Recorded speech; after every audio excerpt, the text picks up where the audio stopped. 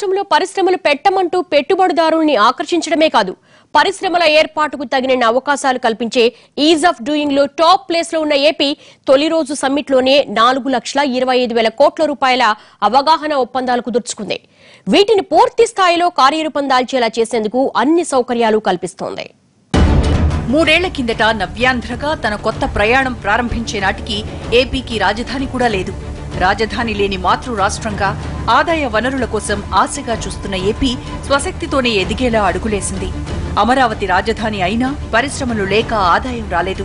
దీంతో పరిశ్రమలను ఏర్పాటు చేయడం ద్వారా అటు ఆదాయాన్ని ఇటు యువతకు ఉపాధిని కల్పించేలా అడుగులేసింది. ఇందుకోసం సింగిల్ విండో విధానాల ద్వారా పరిశ్రమల ఏర్పాటుకు అన్ని ఏర్పాట్లు చేసింది.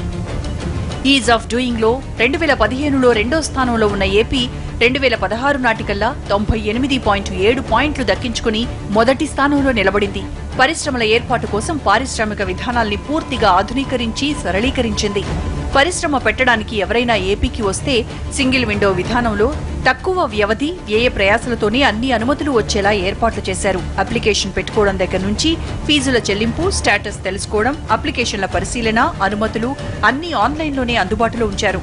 VAT, CST, service tax, entry ట్యాక్స్ల కోసం ఆన్లైన్ రిజిస్ట్రేషన్లు తప్పనిసరి చేయడం వంటి వాటితో పారిశ్రామికవేత్తల నమ్మకాన్ని చూరగొన్నారు.